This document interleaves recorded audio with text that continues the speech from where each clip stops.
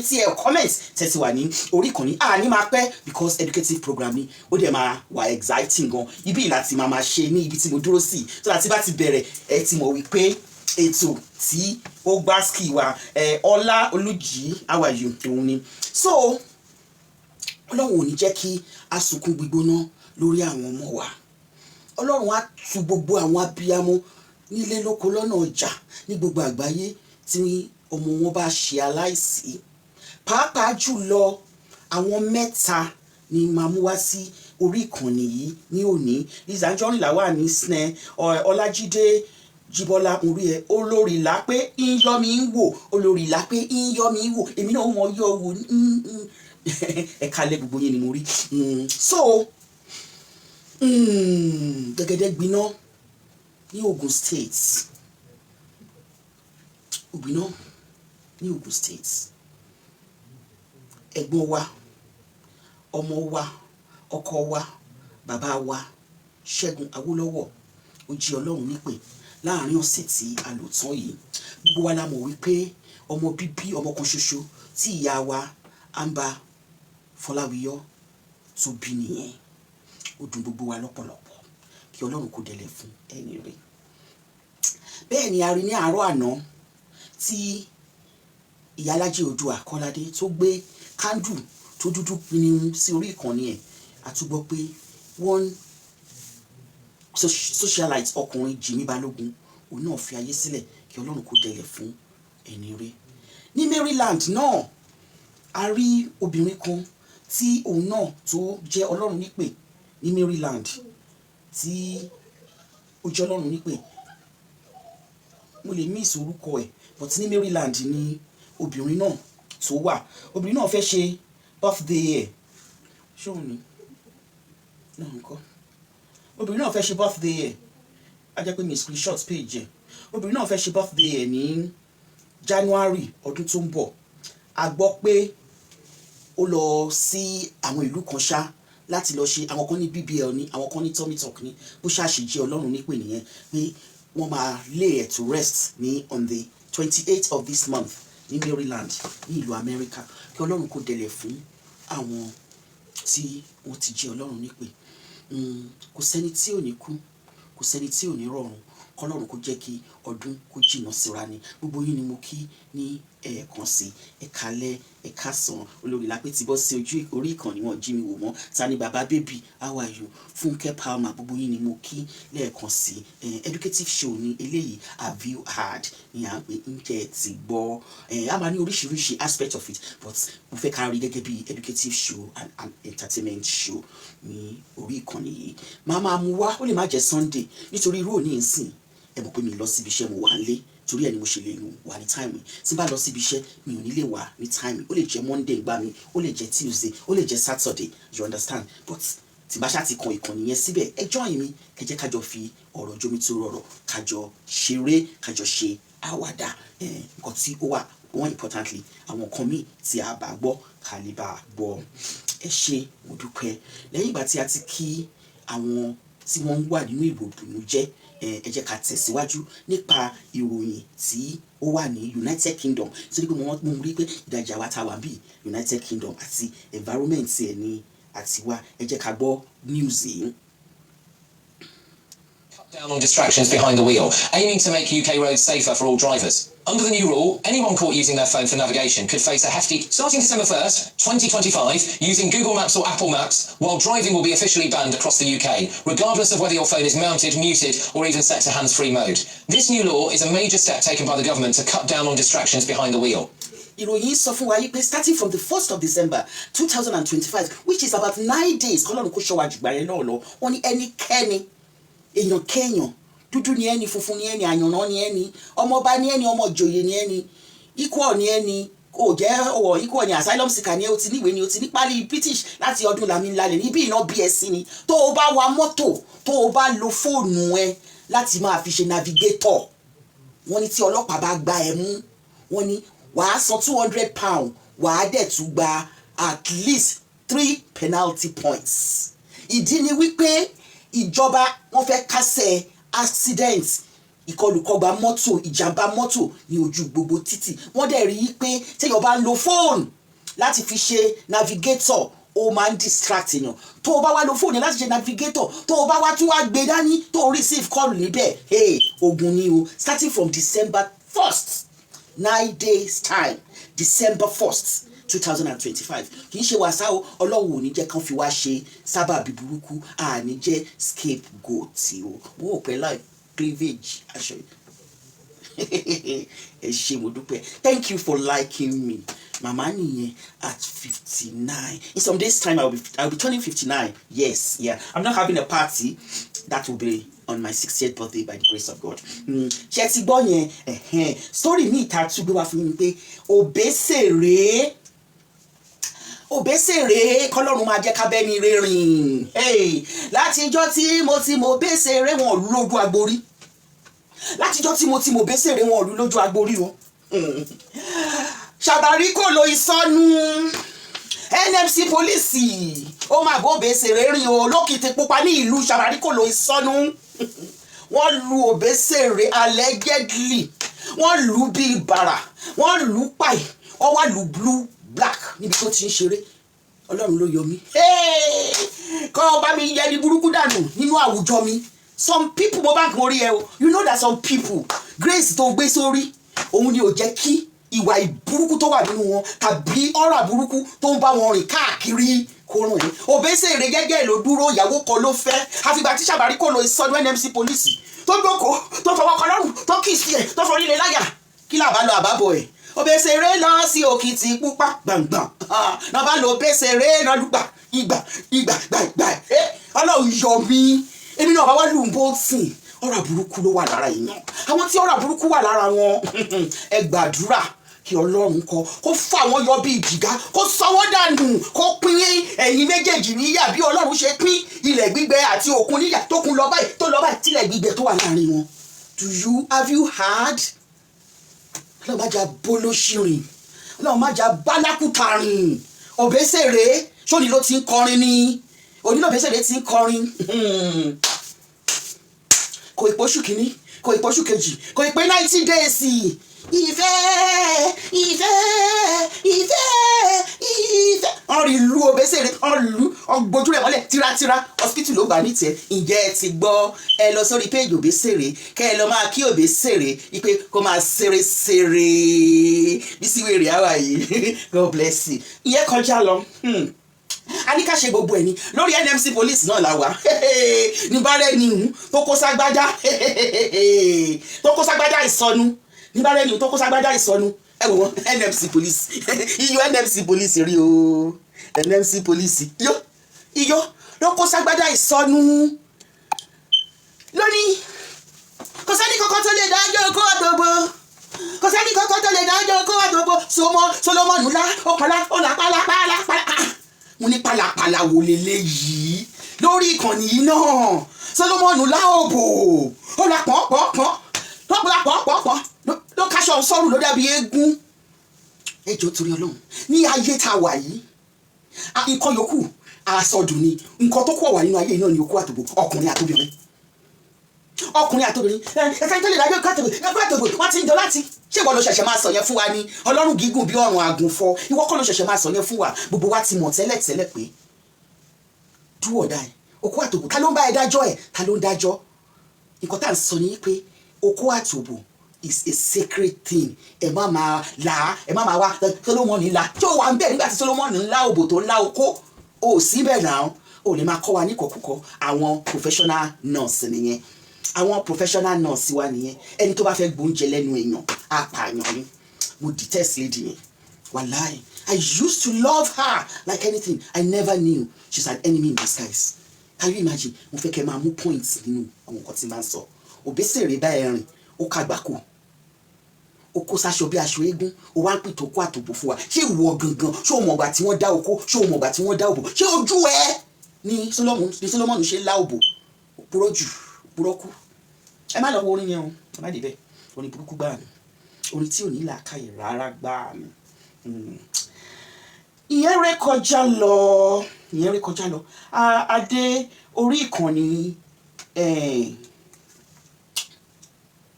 fìyìn ó sọ wípé Olúwa ṣeun o. Now actress Bukola Arugba is happy as Kwara State Governor Abdulrahman Abdulrazik has officially confirmed the incident and later announced that all 38 abducted members of the CAC family in Eruku, Ekiti in Ilorin, Kwara State have been successfully rescued. Àwa sọ wípé àwọn tí wọ́n adopt wọn àwọn yẹn dà. Gbogbo wa la rí ní last week Saturday. Is it last week Saturday? Yes. Níbi tí CAC church yẹn gbogbo wa la rí tí wọ́n ti ń ṣe ìsìn wọn jẹ́jẹ́ tí àwọn kan tí wọ́n wọlé pẹ̀lú AK-47 tí wọ́n da ìbọn bolẹ̀ tí wọ́n dẹ̀ kó àpọ̀lọpọ̀ àwọn èèyàn lọ.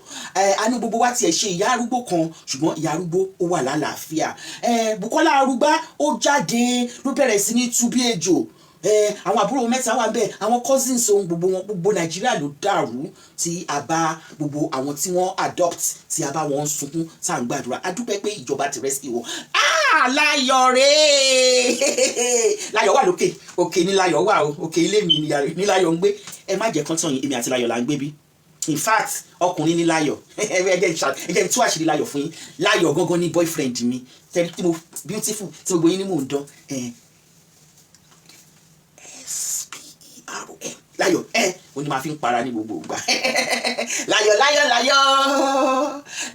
là ń sọ lọ́wọ́lọ́wọ́ ta là ń sọ lọ́wọ́lọ́wọ́ Láyọ̀ stubborn là ń sọ lọ́wọ́lọ́wọ́ ìwọ lọmọ tó ń sọ lọ́wọ́lọ́wọ́ ìwọ lọmọ tó ń sọ lọ́wọ́lọ́wọ́ baby gbàsí ìwọ lọmọ tó ń sọ lọ́wọ́ ó lọ́lùdé ìsọnu ó ṣe ìtọ́jú dédé àwàyàn gbogbo yìí ni mo kí mo bá ń gbé bọ́ǹbù ẹ kúrò bíbá ẹ bá ń wá mo wọ́n ti lọ. So Arugba Bukola inú ẹ ti dùn pé àwọn èèyàn ti dé question tí mo fẹ́ kẹ́ bá wa bí ìjọba léèrè ni pé àwọn arí náà nínú ọ̀sẹ̀ ta lò tán pé àwọn mẹ́ta kan arí tán lù wọ́n tán ní wọ́n mú wọn pé àwọn ni wọ́n ṣe agbátẹrù àwọn bó ṣe adopt àwọn èèyàn ní MECT dalẹ̀ bó ṣe ṣe àwọn èèyàn báṣubàṣu ní Eruku a dúpẹ́ pé wọ́n ti rí àwọn èèyàn padà kí Ọlọ́run kó má jẹ́ ká rí irú ẹ̀ mọ́. Ìbéèrè tí àwa ń béèrè many people wá ń béèrè ní pé ṣé bí àwa àwọn kìrìsìtẹ́nì wọ́n ṣe máa dúró pé ṣé àwọn náà ò ní wá ohun ìjà tí àwọn náà máa jà ṣé àdúrà nìkan ni wọ́n á máa gbà. In fact VDM ó ṣàlàyé fún wa pé nínú bíbélì ní Old Testament pé jagunjagun la mọ àwọn kìrìsìtẹ́nì sí ipe ibo làwọn kìrìsìtẹ́nì wá gbé ogun wọn sí ipe ní pé battlefield làwọn kìrìsìtẹ́nì máa ń wà. Ayé ti dayé ọ̀làjú kò sẹ́ni fẹ́ kú àbí tá à ń fẹ́ kú ta ni ó gbé bọn ta ló máa gbé bọn. So anyway it's over to the Christians. Àwọn èèyàn sọ pé kì í ṣàdúrà nìkan ní pé kẹ́yìn náà kọ́ kẹ́ lọ wá àwọn ohun ìjà tí ẹ máa fi jà ìyẹn náà tún lọ bẹ́ẹ̀ yẹn. Ìjẹ́ ti gbọ́ eléyìí dùn ẹ jẹ́ ká bá yín wá story yẹn lọ ẹ jẹ́ ká bá yín wá story yẹn lọ ẹ jẹ́ ká bá yín wá story yẹn lọ ẹ jẹ́ ká bá yín wá story yẹn lọ. Ǹjẹ́ ẹ ti gbọ́ ẹ jẹ́ bá yín wá story yẹn lọ ń bọ̀ ẹ jẹ́ bá yín wá story yẹn lọ ó jìnnà díẹ̀ but máa wá gbogbo ẹ̀kọ́ ni mo lè kó sí ojú bíbá ẹ̀ ojú abẹ́ purọ́ ǹjẹ́ ti gbọ́ pé ojú abẹ́ purọ́ ńlá ojú abẹ́ máa purọ́ mo fẹ́ kẹ́ gbọ́ díẹ̀ nínú tí ojú abẹ́ sọ ni ó jìnnà díẹ̀ ṣùgbọ́n ó purọ́ ojú abẹ́ purọ́ ẹ máa gbọ́ sìn ẹ má bínú ẹ jẹ́ ń wá mo fẹ́ fẹnu sọ́tẹ́lẹ̀ tẹ́lẹ̀ nìkan tẹ̀mí kan ni jẹ́ kí wọ́n tiẹ̀ gbọ́ lára nǹkan tí ojú abẹ́ fi ẹnu ẹ̀ sọ ojú abẹ́ máa ń purọ́ gan ẹ̀mẹ́ni tó ń jẹ́ ojú abẹ́ Khadijat Hosseini òun ló ń jẹ́ ojú abẹ́ ní orí bá ṣe ń sọ̀rọ̀ yìí ojú abẹ́ Khadijat Hosseini ó purọ́ kan mo dẹ̀ fẹ́ kí gbogbo yín kẹ́ bá mi já irọ́ tí ó pa torí a mọ̀ wípé ọkọ méje ni Khadijat bí ọmọ méje fún ṣùgbọ́n wá jókòó rápàtà ní 4 days ago ó ní òun o ọkọ kan ṣoṣo lòun ní o ní 2003 dẹ̀ ni òun fẹ́ ọkọ yẹn in fact 2003 tí òun fẹ́ ọkọ nígbà tí ọkọ wa bẹ̀rẹ̀ sí ní misbehave òun dẹ̀ ládìí báyìí ó kàn bí àwọn ọmọ pọ̀rọ̀pọ̀rọ̀ òun bí wọ́n dé orí méje ó ní àwọn ọkùnrin nínú àwọn ọmọ òun ní wọ́n bá sọ pé mom ìgbà tó kàn wá ná òun tó kàn ń fẹ́ fi lílù bá tòun jẹ́ tó lù ú tí gbogbo ojú wa wú ṣùkúṣùkú báyìí tọkọ fẹ́ fi lílù bàdùn lára ọmọkùnrin bá ṣe pé mọ́ it's high time you leave this fucking man pé ló bá kó àwọn ọmọ obìnrin ló bá fi àwọn ọmọkùnrin sílẹ̀ ó ní ẹ má gbọ́ nǹkan tí àwọn ti warriors yẹn sọ o ó ní nǹkan tí àwọn warriors sọ irọ́ ni o ẹgbọ́ fúnra rẹ̀ ẹgbọ́ tí ojú abẹ́ sọ. ẹ̀ka ni mo ṣe ìgbéyàwó láyé rẹ̀ irọ́ ló pa only one marriage no I don't know this about me in my life ẹ̀ka ni mo ṣe ìgbéyàwó láyé rẹ̀ only one marriage. ojú abẹ́ ó lè ṣèyàwó lẹ́ẹ̀kan ẹ̀kan lèmi náà ṣèyàwó rí 1991 was my year of marriage. Mo ṣe court wedding, mo ṣe church wedding, mo ṣe traditional wedding. Gbogbo ìyàwó tí wọ́n ń ṣe ìyẹn ò wá mí ní pé ọkùnrin kan ló bímọ fún ọkùnrin méje ló bímọ fún ojú abẹ́. Má máa parọ́. You know, I have a phobia for liars. No, I don't know this about me. In my life, ẹ̀ka ni mo ṣe ìgbéyàwó láyé rẹ̀ only one marriage. ẹ̀ka ni mo ṣe ìgbéyàwó 2003. ẹ̀kẹ́ fúlọ́dọ̀ àwọn awọ́rẹ́ ọkọ méje bàbá méje ni o èyàn má wọrí pẹ̀lú yẹn o. Because we telling the truth ọkọ méje ló ní ojú abẹ́ ọkọ méje ọmọ méje bàbá méje ló ní ojú abẹ́. In fact, bí tí mo ṣe ìwádìí ẹ̀ dé wọ́n ní ọmọ mọ́kànlá ló bí ojú abẹ́ ọmọ mọ́kànlá ló bí fún ọkùnrin méje ojú abẹ́ ọmọ mọ́kànlá nítorí Child Benefit United Kingdom ojú abẹ́ blunt zone. Ọmọ mọ́kànlá ló bí náà yé parọ́. In fact, you know something? People like to twist the truth. That is it. Have you heard what Ojuabe just said? The fact that you have one marriage does not mean bímọ káàkiri. Gbogbo wa la mú aṣábí kiri. Tó ní wedding kan ló ṣe la bá cast aṣábí kiri la bá rí níbi tó ti gbé super sweet òun àti bòròró. Àṣírí yín máa tú lórí social media yìí. Ẹ máa sòótọ́. Ẹ túbọ̀ lẹ́ẹ̀kan sí. No, I don't know this about me. In my life, ẹ̀ka ni mo ṣe ìgbéyàwó láyé. It's a lie. Only one marriage. ẹ̀ka ni. You can do one marriage. Ojú abẹ́ a sọ̀rọ̀ ìgbéyàwó a sọ̀rọ̀ wípé òbí ọmọ káàkiri ojú abẹ́ òbí ọmọ káàkiri ìyẹn ni. Ṣé ti gbọ́ ìyàwó kan ló ṣe ìgbéyàwó kan ló ṣe ó dé tún fẹ́ ṣe gbéyàwó mi ò fẹ́ kàn máa gbé ẹ níyàwó ṣùgbọ́n bó ṣe lẹ́wà tó wọ́n lè gbé ẹ níyàwó ojú abẹ́ nítorí pé kí ni ojú ó bẹ́ para ojú ó bẹ́ para rọba báńkì lọ́ fi mú. So ó bá ní ọkọ̀ ń lù wọ́n gbá olójó fún lẹ́sẹ̀ gbàgbàgbà ó fún lẹ́sẹ̀ gbòsgbàsgbàs kí leléyìí ó dá àwọn ọmọ wọn ọkùnrin ní mommy leave us here we know how to take care of ourselves ṣùgbọ́n máa kó àwọn obìnrin yẹn lọ. Wọ́n wá ní kíláàsì wo lọ́mọ ẹ̀ áwọ̀dì lọ́mọ ẹ̀ gan ó ní GS2 lọ́mọ òun wà nígbà tó bá wọn sọ bẹ́ẹ̀.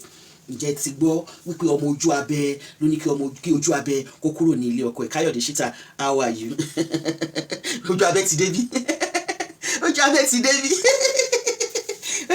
débí fọlọ́ṣọ́ peace fọlọ́ṣọ́ how are you? Àdótòṣì kò ní dáa fún ẹ tọmọtọmọ how are you? Ojú àwọn ò lè gbà they cannot dish out they can't get it. Àwa ṣeré wa ń bí orí ẹ̀ òpó sí ìyàwó 2003. Fọlọ́dọ̀ àwọn no I don't know this about me. In my life, ẹ̀ka ni mo ṣe ìgbéyàwó láyé rẹ̀ only one marriage.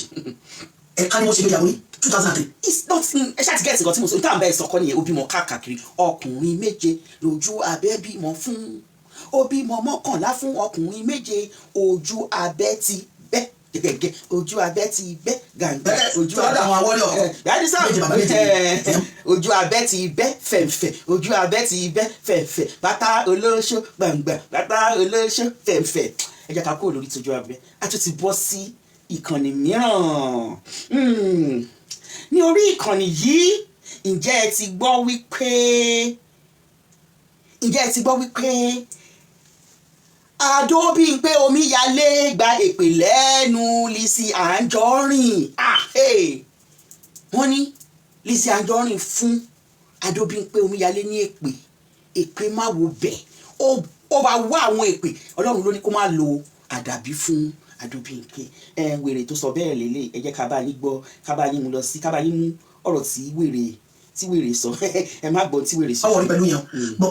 ẹ jẹ́ ká gbọ́ ẹ jẹ́ ká bá yín wá ẹ jẹ́ ká bá yín lọ síbi tí olórí burúkú wèrè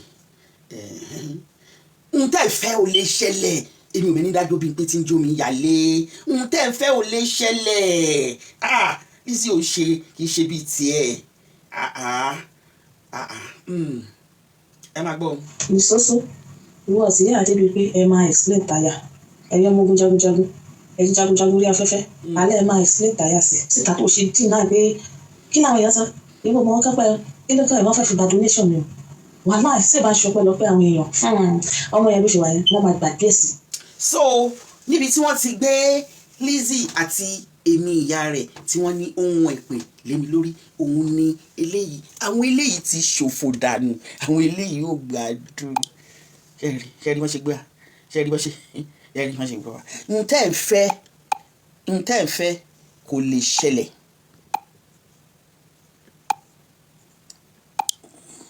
n tẹ́ ẹ̀ fẹ́ yẹn kò lè ṣẹlẹ̀ láéláé it can't happen impossible ni ó ń wù yín ni ó ń wọ ẹlẹ́dàá yín ẹlẹ́dàá tí yín ló dẹ̀ máa rọ́ ìpè ni ọmọ yín máa rọ́ ìpè lé yín lórí ìwọ àṣàmẹ́gun àṣàwẹ́lẹ́wẹ́lẹ́ tó ti di arọ tí gbogbo ara ẹ ti súnkì tí ayé ẹ ò ta sánsán tí ayé ẹ ò mú yes tí ayé ẹ bàjẹ́ tí ayé ẹ tó bàjẹ́ tó jẹ́ wípé o ò lè ṣàwọn tó dáa jẹ o ò lè ṣàwọn tó dáa jẹ nǹkan burúkú ló máa ṣàjẹ ní ilé ayé ẹ ìwọ ọmọ tí ò ń jẹ àṣàmẹ́gun àṣàwẹ́lẹ́wẹ́lẹ́ àṣàmẹ́gun àṣàwẹ́lẹ́wẹ́lẹ́ ó máa ń dùn ẹ ibi kí nǹkan bàjẹ́ ibẹ̀ náà ti máa ń rí ẹ mo kàn ní kí n fún ẹ ní small recognition díẹ̀ nítorí pé mo fẹ́ káwọn èèyàn lọ wù ẹ́ bó ṣe rí ṣé mo Michael Jackson bá ti Michael Jackson fẹ́ kú exactly bí ọmọdé ṣe rí nìyẹn gbogbo ara ẹ wá dàbí ara òkú ó dàbí ara cadaver tí àwọn medical students tí wọ́n máa ń lò ní medical school bí ó ṣe rí nìyẹn ó dàbí ṣàmù ẹ kọ́ pé téèyàn bá ní kéèyàn bí mo ṣe ṣe ra mi òun ò lè ṣe rẹ̀ tó bá ní kó ṣe rẹ̀ bẹ́ẹ̀ gbogbo àwọ̀ ẹ̀ á kàn ṣíbọ́ lába ṣí bálákà láṣì burúkú àṣàmẹ́gun àṣàwẹ́lẹ́wẹ́lẹ́ ọmọ olórí burúkú ọmọ àdánù ọmọ olórí burúkú ọmọ tí wọ́n gba ọmọ méjèèjì tó bí ní ayé àti lọ́run tó jẹ́ pé social services ló ń bá wò ọmọ alárùn ọpọlọ ẹ jẹ́ kí a fún yín ní ringtone àṣàmẹ́gun kẹgbọ́ ẹgbẹ́ ká gbọ́ ringtone àṣàmẹ́gun àṣàmọ́pọlọ ó pẹ́ tá ti gbọ́ ringtone ẹgbẹ̀yìn ẹ jẹ́ ká gbọ́ ringtone ẹ. tí wọ́n èlò mọ́ oh Jesus mo ní láti má sọ fún yín ẹjọ ètètè come back fún ẹjọ́ tó lọ lọ́wọ́. ṣe wáyé yìí i'm getting dátà mọ́ mo lè sùn. o ò ní lè sùn. ẹjẹ tí mi pè mí lánàá ṣe ti yẹn sìn.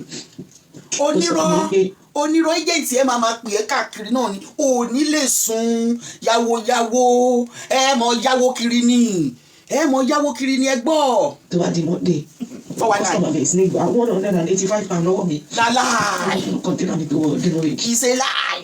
kọ́ńtínà mi dé sí UK láti 2 weeks ago. kọ́ńtínà mi. àtúwò tí ma fi clear di 6,780. mo ní kí n tún bẹ̀rẹ̀ lọ. wèrè mọ́mí ẹ tètè come back to me kọ́ńtínà mi ẹ tètè mi pè mí pé kọ́ńtínà mi jáde kọ́ńtínà £670,000 ló máa fi gbà ṣùgbọ́n wo ní ju £2,000 lọ èmi ní kí wá kó yòókù lẹ̀ ẹ gbọ́ kí làwọn máa sọ báyìí ná àjàmẹ́gun fẹ́ gbá mi ní 10 million naira Ọlọ́run ló ní kí n ṣá prapra mo ṣá prapra ẹ lè ṣàì má ṣá prapra pẹ̀lú àwọn blackmailer àti 419 ibi tí ìbẹ̀rẹ̀ ìjà òun àti Lizzy ti bẹ̀rẹ̀ nìyẹn so kí lè fẹ́ kó máa sọ pọ̀ èmi àti Lizzy kó máa sọ pé àwọn love Lizzy love mọ́mí ẹ̀ ó máa sọ yí pé nǹkan burúkú ló máa lálàárí nǹkan burúkú ló máa rí aṣáájú àṣàmọ́pọ̀lọ ẹ jẹ́ ká gbọ́ ringtone ẹ̀ tán láti bẹ̀rẹ̀. èlò mọ́ oh Jesus. ó mà mí wọ̀ta. mo ní láti má sọ fún yín. ó bẹ́ẹ̀ kó bá sọ fún mi láyé mi lè come back fún ẹ. mo ṣe wáyé yìí i'm getting dátà mọ́ mo lè sùn. fọ́tò àwọn ọmọ mi mo fẹ́ kẹ́rẹ́ fọ́tò àwọn. agent mi pè mí lánàá ṣe ti yẹn sìn. ó sọ mi pé tó bá di Monday customer base ní gba £185 lọ́wọ́ mi fún kọ́ńtínà mi tó wọ Greenwich kọ́ńtínà mi dé sí UK láti 2 weeks ago but owó tí ma fi clear di 6,780 mo ní ju 2,000 lọ. ó lè. mo yẹ kó gbogbo ọjà mi dé mo ní láti máa gbé ọjà mi wọ̀ ṣó ti yẹn sìn 2,000 nìkan ló wà lọ́wọ́ mi now kí ni àwọn demo rich i'm tired mo ti sọ yẹn mo ti máa ṣe ẹgbẹ́ yẹn sìn. olóbùkú ó gbé jàrá sọ́run tó lóun rà ní 23 million àṣẹ gúdẹ ni gúdẹ you will need at that time that she was sending this voice notes to me gold has appreciated and that's what I say gbogbo gold ẹ̀ kọ́ gbé kọ́ nínú gold ẹ̀ kọ́ lọ pọ̀ náà náà nínú àwọn jàrá tó máa ń gbé sọ́rùn yẹ kò ṣe pọ̀ torí pé kí ni àṣẹ pàǹdà lọmọ gbé sọ́rùn pàǹdà lọmọ gbé sọ́rùn ọmọ wa fẹ́ kémi kí lọ mú gold tèmi sórí yèyé fìwà ṣọ̀rọ̀ yìí lásán is 19.4 grams this yèyé fìwà ṣọ̀rọ̀ sórí band tí mo fi lò yìí 4.5 grams ni so tó bá ṣì pọ̀ right 23.9 grams kó lọ́mọ yẹn ìwọ wá ní jàrá tó gbé sọ́rùn jàgàlà tó gùn débí ló wá ní kẹ́mi lọ́ máa wá 4,000 fún ẹ 2,000 ló ní nínú 6,000 yóò wọ demorage ìwọ fúnra rẹ̀ máa wọ demorage ó lè ti wọ demogaadi tó wọ demorage ìyá ṣẹ̀ṣẹ̀ bẹ̀rẹ̀ sí ní jẹ́ ni aṣáájú aṣáájú olówólọ́ how market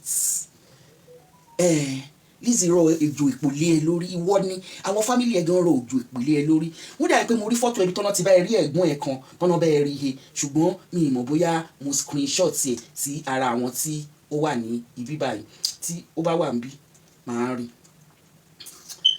mi rò pé mo screenshot ẹ mi rò bẹ́ẹ̀ ìyá máa jà sàmìgùn ó lọ́ máa jà jìyàgbé gbogbo àwọn àpá kí ni kí ló máa fi foundation tọmọdé ìbá bọ ojú ẹ báyìí tẹ bá rí àpá tó wà níbí tẹ bá rí àpá tó wà níbí tẹ bá rí àpá tó wà níbí tẹ bá rí àpá tó wà níbí tẹ bá rí àpá tó wà níbí tẹ bá rí àwọn ẹsẹ̀ kò sọkùnrin tó lè bá rú ẹ̀sùn ṣe lára ẹ̀ rún Bísí Wellington òórùn àṣìdé òórùn dé Bísí Wellington òórùn ǹjẹ́ ti gbọ́ pé Bísí Wellington òórùn ilẹ̀ pa Bísí Wellington òórùn ilẹ̀ pa Bísí Wellington òórùn ilẹ̀ pa so ǹjẹ́ ti gbọ́ this one is good news ǹjẹ́ ti gbọ́ wípé ọmọ Z mama tó ń jẹ́ mama wípé ó sẹ́ pé tóun bá dé Nàìjíríà ohun tóun kọ́kọ́ máa mu ni pure water orí ìkànnì Z mama láti gbọ́ pé ọmọ ẹ sẹ́ pé bóun ṣe lọ mommy if you take me to Nigeria the first thing I'm going to ask for is pure water ọmọ náà pé ọmọ ọdún 9 ní òní kí Ọlọ́run kó bá mi dá sí my granddaughter mama fúnra rẹ̀ ó pé 9 years of fulfilment 9 years of grace and honour ẹ bá mi kí mama bẹ́ẹ̀ náà ni àbúrò mi ọmọ mi náà ní Folúṣọ́ ọmọ ìyálóde Victoria ìyálóde Abikade foundation yes òun náà pé 40 ó ṣe 40th birthday ní last week Saturday ló kí n ṣe on the 15th of November gbogbo Gravesend ni ó parẹ́ fún oríṣiríṣi àwọn mottos tí wọ́n wá bá celebrate for you too my granddaughter and my daughter Folúṣọ́ long life and prosperity to you you will do more 40 years mama will do 19 29 39 49 59 69 79 89 99 109 and if the world has not come to an end mama you will do 129 so also Folúṣọ́ you've done 40 you're going to do 80 you're going to do 120 in the mighty name of Jesus our birthdays see mo fẹ́ acknowledge here and God bless my children ǹjẹ́ ti gbọ́ it is not a news that Kalu náà pé was sentenced to life imprisonment for treason which Justice Omotosho said it is punishable. No, not Justice Omotosho. The lawyer to the government said it should be punishable by death. But Justice Omotosho tempered justice with mercy and handed Kalu a life imprisonment sentence. But lano you know what happened?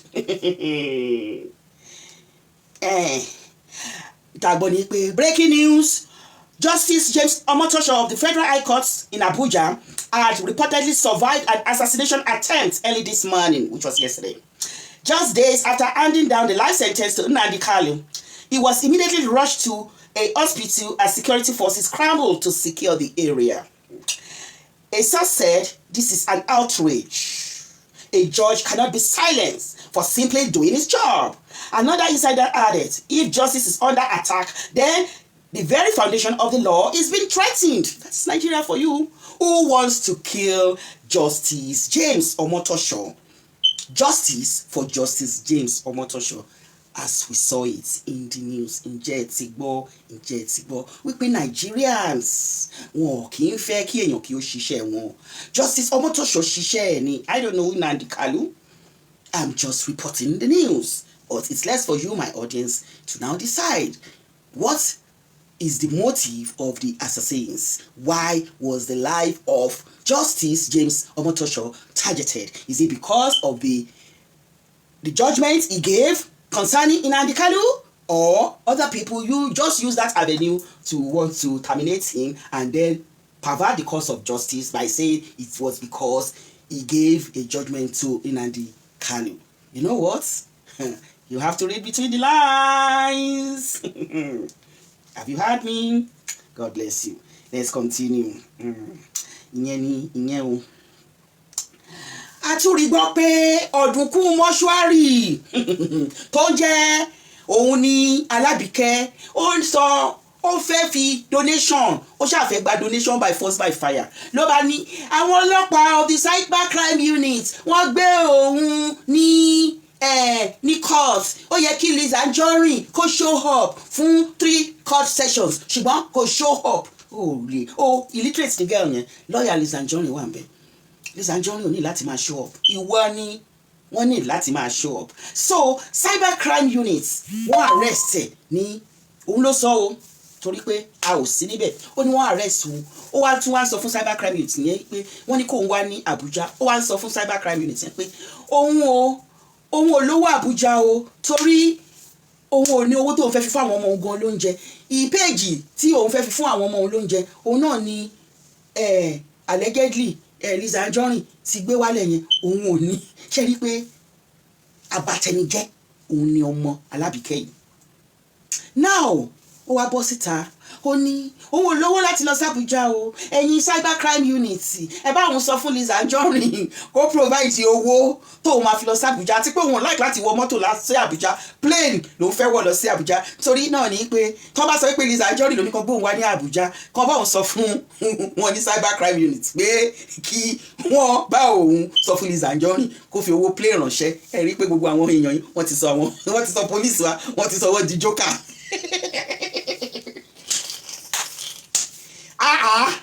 Kí pólíìsì kó bẹ́ẹ̀ sọ fún no Bọ́lá Ahmed Tinubu aṣíwájú ni ó máa bẹ́ẹ̀ ra tíkẹ́ẹ̀tì ẹ ọmọ ẹlẹ́nu gbogina tìpalà yọ́ sí ọ̀rọ̀ burúkú lẹ́nu ẹyẹ eléré ibú ọmọ àlè ọmọ torí rẹ̀ ti burú ọmọ ọlọ́pọlọ yán lórí kọ́ bẹ́ẹ̀ sọ fún bẹ́ẹ̀ kọ́ kí cyber crime unit kọ́ wá bí wọ́n ṣe máa dé Àbújá o ìwọ máa lọ sí ọ́fíìsì wọn níjọ́ Monday pé ìwọ rèé o ọmọ Nàìjíríà rere ni ẹ o ọmọ Nàìjíríà rere ni wọ́n ń ṣe o ìwọ ò ní owó láti lọ sí Àbújá o kí wọ́n sọ fún Liz Anjorin kó bẹ́ẹ̀ provide.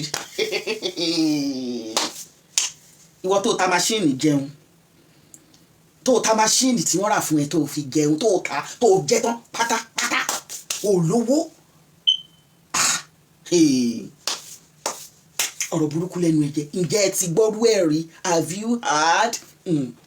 Ó jẹ́ lè ta gbọ́ ó yani lẹ́nu wípé ọmọ kan wọ́n á sọ fún pé ọlọ́pàá ní kó wá l'Àbújá pé kó lọ farahàn l'Àbújá wọ́n á máa sọ fún wọn pé ya single mother of 3 ó mọ̀ nígbà tó ń ṣẹnu ẹ̀já lajẹ alágélégélé ó mọ̀ pé single mother of 3 ni ẹ́ ó mọ̀ gbà yẹn single mother of 3 náà lélẹ́yìí ṣùgbọ́n àwa ṣiṣẹ́ ni ká lè rí owó ná ṣùgbọ́n ọ̀nà tí Fọlá inú ìṣó jẹ ìwọ náà fẹ́ ṣe torí náà ní pé àwọn ìyá ẹ tó bèèlì ẹ tó gbalé fún ẹ wọ́n fún ẹ lówó plane náà kó lọ sí Àbújá wọ́n á tún gba sand fún ẹ bọ́n ṣe gbà fún Fọlá ẹ̀yin tẹ́ wà ń bí àwọn tó wà Naija wọ́n lówó ju gbogbo wa lọ with all due respect irú àwọn wọ̀nyí olè ni wọ́n oníwọ̀ o oní o tún wá gbé page jáde business page yẹ ipò fẹ́ máa ran àwọn èèyàn lọ́wọ́ fẹ́ máa ṣe ẹ́ rángẹ̀ oní àfibọ́n ṣe bẹ̀rẹ̀ sí ní pé ẹ̀ ní scammer kí ló jẹ́ kò fowó rọlá scammer ni ẹ scammer òun ló jẹ́ ǹjẹ́ ẹ ti gbọ́ wípé kò fowó rọlá ní kí Liz Anjorin kó tún wá ra first class plane tóun máa fi lọ Káyọ̀dé ṣútà bí fún Florence Ọmọparíọlá àwàyù ó má tún jẹun tá a rí o Gifty Martins ó má ga o ó ga o tó bá dẹ̀ jẹ́ single mother wàá wá bó ṣe máa ṣiṣẹ́ tó máa bọ́ àwọn ọmọ ẹ̀ irọ́ lọmọbìnrin yìí pa kì í ṣe single mother ọkọ ẹ̀ wà lẹ́wọ̀n ní kirikiri ọdún 7 náà wọ́n fún olè ọ̀lẹ àbíkó bẹ́ẹ̀ ni ìbílẹ̀ Dorcas Ìyábọ̀ we provide our tickets to Abuja if not èmi ò rí yẹn kà mọ́ ó ti sá lọ God bless you. So ìyẹn bẹ́ẹ̀ ǹjẹ́ ti gbọ́ ìyẹn ti lọ this one is a very very good and educational talk or inspiration for people that are doing businesses. Early this year, I brought to your attention a man, an industrious man, a very lucrative man that was selling okpa in Abuja.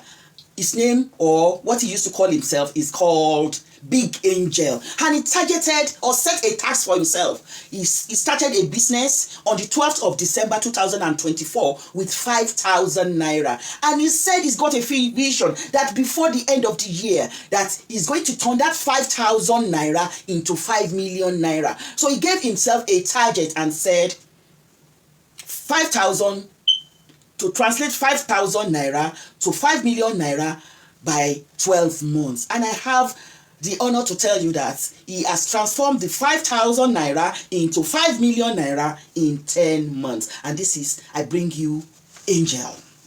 Just look at him. Angel. 7 things I did to help me to grow my 5,000 naira into 5 million naira in 10 months selling okpa. Only Alabike, Oba machine 300,000. Also the zero. With 5,000 naira, if you are focused and you are selling things that mouth can eat, tenonje in Nigeria, if you have this man turn 5,000 naira into 5 million in 10 months, and many people are doing it. In 10 months, he did it. And you can do it with 25,000. He's a graduate. He made first class Loni.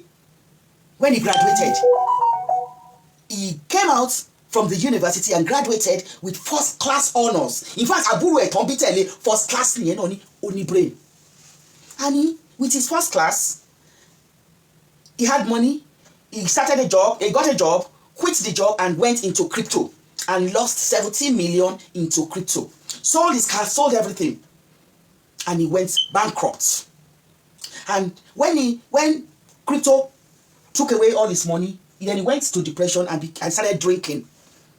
And he drank and drank and drank until he finished all the things, all the money he had, and he got 5,000. And he now said, okay, what can I do with this 5,000? And he started selling okpa with the 5,000 naira. And today, next December will be, December 12th will have turned 1 year to buy a snita okpa.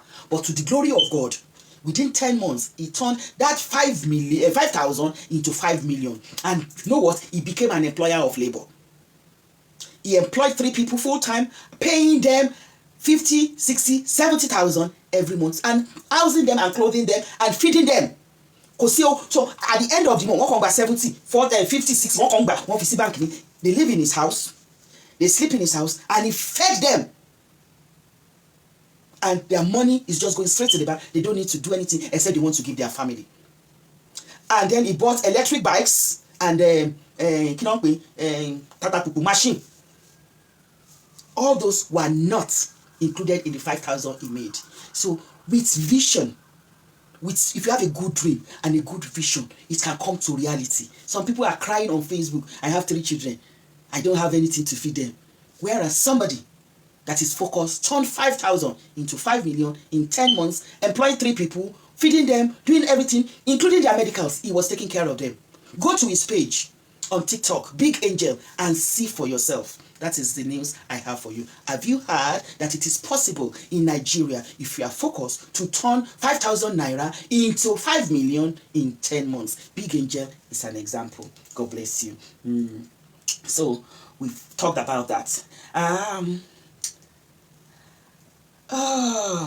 Now, I saw this. Omo Elebi Repete blog. I saw Olori Gushi Sekinat dancing. Apparently, one person, maybe his brother or a brother or somebody in our family, is like wants to get married. So they are all dancing. It's a merriment. So agbadura pe wọ́n ní ọkùnrin lẹ́ni náà pé ẹ̀yin ìyàwó kò ní mẹ́ni Olori Gushi ló ń jó ló wà láàrin yẹn ojú ẹ̀ ò show dáadáa ẹ̀yin ìyàwó kọ́ kò ní mẹ́ni o. Mo ní advert kan fún ẹ̀yin tí ẹ bá wà ní Manchester area, Bolton, Wigan, Preston. On the 14th of December 2025, Nana Nash Empire is opening outfit, a restaurant in Bolton here. Yes, so Nash Lounge and Restaurant. Grand opening on the 14th of December 2025, and everything will have 15% off. And around, come and I'll be there. I will be there in Bolton. It's the grand opening of Nash Lounge and Restaurant.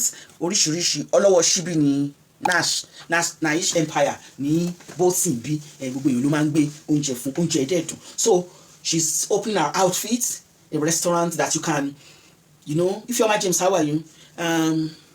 Nami, how are you? So if you want, like, you want to do your birthday for about 10 people, just tell her, she'll cater for you. She'll give you somewhere, you know, in the lounge that you can have your party, you know, like it's just like going to a Chinese restaurant. So this one is a Nigerian restaurant, you know, but any type of cuisine that you want, even it's Chinese food, Indian food, Turkish food, she's versatile. She's gonna provide it for you, and you're gonna enjoy it. Can give you your own area, special area. And if you want to, you know, if you want to do your wedding, you can book the place, you know, cute wedding for selected few, like, oh, you just want to host about 40-50 people for your small wedding. She's in for that. You can go to her, negotiate, and she's going to close down that hour for you, maybe from 2 o'clock to 6 o'clock. She's going to close it down, and it's going to be you and your family. And if it's your party, party, come away, so we are once here, classic party.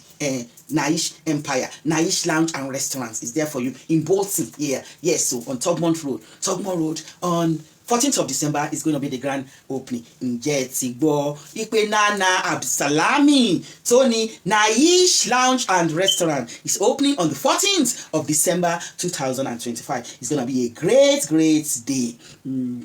Yeah, that is it. Nínú àwọn tí ó advocate pé kí, then something is happening in Nigeria and all over the world, even in United Kingdom here. It's called misdiagnosis, you know. And as you go out, God bless everybody, and you will be GP. Thank you very much. I'm fine, my darling. GP, hospital, Kakiri. Please always seek a second and a third opinion. Read wide yourself, you know. I come across a story of a lady that never had cancer, and she was diagnosed with cancer in Nigeria. I just think I should bring it out to you today as part of Injetibo, that anything that happens to us, paraventure, it happens always seek second, third opinion and read about it before you start taking medication or you start looking for active treatment for that thing. And on that note, we close our session today in Jetibo. I'm your host, Adibin Pialasho Adura. God bless you. Love you, Lord. Have a good night rest. Eshigonyo Atumarira. As I said earlier, it might not be every Sunday. It's Sunday today because I am off. And when I'm not off, anything I see. Oh, sorry, there's one story I need to talk about. A UK doctor that was calling sick from work and was still going to shift in other places and defrauded the NHS to the tune of £268,000. It is very common among healthcare professionals. Don't be caught. If you are sick, stay in your house. You are sick. You are supposed to be in your house. You are not supposed to be at a party. You are not supposed to be doing anything. If you are sick, stay in your house. Don't go out walking for another people. Don't say, I'm sick, and then you are driving Uber. Don't say you are sick, and then you are doing delivery. If you are caught, it is a criminal offense. Stop defrauding the NHS. Stop frauding NHS or any other outfit for that matter. When you are sick, you are sick. Stay in your house, stay in your bed, cook, eat, sleep. You are sick. Don't go out walking. And also this week, rules and regulations and policies and guidelines came out for people with ILR. ILR. What is the meaning? Indefinite leave to remain. Indefinite I, leave L, remain R. Instead of like when you are ordinarily or habitually resident in a country. What better? That's 2 years when we were in Ireland. You have to be habitually resident for 2 years before you can be entitled to any of the public recourse. Gradually, it went up to 5 years. Now, it's going up to as much as 20 years. ẹ jẹ́ ká ṣọ́ra ṣe. God bless you. That's part of the story tí mo mú wá mo ṣẹ̀ṣẹ̀ rántí ni. God bless you. I remain yours Adébímpé Yẹyẹ Fìwà Sọ̀rọ̀ of Alariland. Ẹ bá mi sọ fún wèrè gbajúmọ̀ kó má wá jí Yẹyẹ Fìwà Sọ̀rọ̀ gold ọrùn mi o. Olè ajíbolè ọmọ olè fọ alára jíju alára wóróworó ọmọ òfò ọmọ àdánù tó ń jẹ́ Bísí Wẹ̀lítì Abigail Ivy orúkọ ẹ̀ pọ̀ ẹ̀rẹ̀ àṣàmẹ́gun àṣàwẹ̀lẹ̀wẹ̀lẹ̀ àṣàmẹ́gun jíàgbé of bulishing tó dàrọ̀. God bless you. I love you. Bye. Rice flour, golden malt, tomato paste, gbogbo ẹ̀ ó wà available. Bákan náà gbogbo ẹ̀yin tẹ́ bá fẹ́ ra àwọn iṣẹ́ ìṣègùn ọdún ló lọ sópin ẹ clean ara yín. Gbogbo ẹ̀yin tẹ́ bá fẹ́ ra àwọn protection soap, ọṣẹ ìṣègùn, ọṣẹ arọ́bì, àgbélépọ̀tà, ìtú àwọn àgbà, gbogbo ẹ̀yin tẹ́ yẹ kó tẹ́ bá ti pọ̀ ṣùgbọ́n báyìí ẹ̀kọ́ náà kọ́ bọ́ lọ́wọ́ yín. Àwọn nǹkan tẹ́ lè lò láti stop ẹ̀ gbogbo ẹ̀ ló ṣe kiri ló wà available. Mo ti fi náà yan ara mi ká gbogbo ẹ̀ ló wà available lọ́dọ̀ Lady K Ìfẹ́olúwa. Ẹ máa bọ̀ wá yìí tẹ́ bá fẹ́ wá sí store mi ẹ máa bọ̀ wá sí 76 Wentworth Street Hamilton downtown. Mo ń tewédú mo ń tẹ̀fọ́ ẹ̀yin tẹ́ bá fẹ́ ra ewédú wà ewédú mi dẹ̀ fine ó yọ̀ dáadáa. Irú woro náà wà irú woro tó fine dáadáa tó gbáàsì tó mú yes irú woro náà wà ẹ̀yin tẹ́ bá nídìí irú woro ẹ̀yin náà ẹ pè mí. Irú woro irú woro wà ẹ̀yin tẹ́ bá fẹ́ ra irú woro ó wà ẹ̀yin tẹ́ bá fẹ́ ra edé wẹ́wẹ́ ó wà ẹja nìkan là ní mọ́ ẹja ti lọ so bó ṣe jẹ́ nìyẹn àdéhùn jù bẹ́ẹ̀ lọ ní orí ètò ẹ̀yin tẹ́ bá fẹ́ ra ọ́tò gèlè àti súnmọ́ pé ọdún sí gbogbo ẹ̀yin tẹ́ fẹ́ lọ sí pàtí tẹ́ nídìí gèlè wà available ẹ pè Lady K Ìfẹ́olúwa the baby of Odùduwà nation bí ò ní wá ayé ti àjọ lájọṣe pẹ́pẹ́pẹ́ ogun Nàìjíríà kò ní dìwà mẹ́rù lọ ire o.